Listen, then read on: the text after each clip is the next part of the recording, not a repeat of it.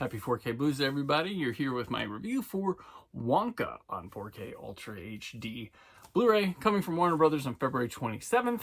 When you're watching it, it may already be out. If you're interested in purchasing this, there's a link in the comments where you can go to an Amazon page and purchase Wonka on 4K Ultra HD. So let's take a look at it. It comes in this original pressing with a slip cover. Got good old Timmy C right there. It's a flashy one. Lots of sparkling. Ooh, look at that. And then, of course, the emerald case, black. Got all your deets on the back here.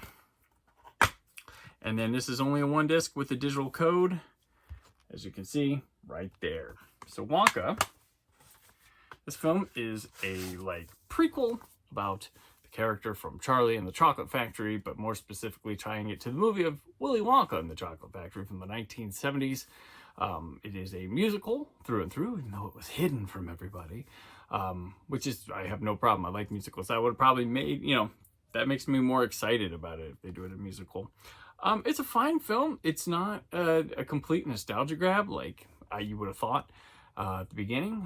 It stands on its own. It's got some nice, the production design on this is what makes it. I will say that. The costuming, the sets, really good. I feel like with this movie that it's almost an audition for Paul King to do the new Harry Potter series.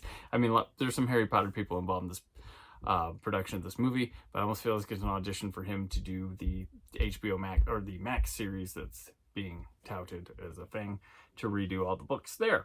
The songs in this movie are fine, super fun. They fit when watching the movie, but none of them are going to stick with you after, because I can't even remember some. I can't even really remember them now, but they work for the time you're watching it and when you're there. And it's a movie that's a hair too long, but it gets the job done. It's fun. It's colorful. Chalamet is actually a delight watching him. I don't think he's really evoking Gene Wilder too much, but he's his own thing, and that's fine with me. And yeah, it's got a fun little supporting cast around, but overall it's a solid little movie. You can delight. I can see why some people went a little crazy for it, but even though I'm just kind of like, yeah, it was nice. Let's talk about the video. It's a perfect 5. I mean, this is a new movie. This has a lot of contrast with the gloominess of the cobblestone streets to his colorful candies, store, look. Everything pops color-wise like it should. It's vibrant and has lots of depth and detail in the image. It's new movie shot immaculately, and digital comes to home video looking perfect. That's pretty much what it is. The Atmos track, I'm going to give a 4.5. It also has Spanish and French, as well as English, Spanish, and French subtitles. The Atmos is good. It's airy. It keeps the music in good. Feels like a concert forms around you when the musical numbers happen. The effects and stuff have a nice bump to them. Subwoofer-wise, it's an all-encompassing feel to it. It doesn't go overboard. Everything feels spacious and lived in, and you're in the room. So 4.5 there for that. And then the extras, we have an array of them. We have Unwrapping Wonka, Paul King's vision. This is just about him going at this movie, who we want, like nobody other than Timothée Chalamet, what everybody thought about his look and stuff like that. It's about 11 minutes, the longest of these. The whimsical music of Wonka, of course, focuses on coming up with the songs, the idea of keeping the music of a certain 50s and 60s time period with musical music, and how they went about finding it for the film. Then you have Welcome to Wonkaland, which is a production design one, which was kind of covered in the other one, but it gives a little more detail in the costuming of set design here.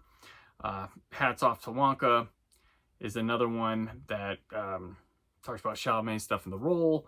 Wonka's Chocolatier, all about the candies and stuff they wanted to incorporate in the film.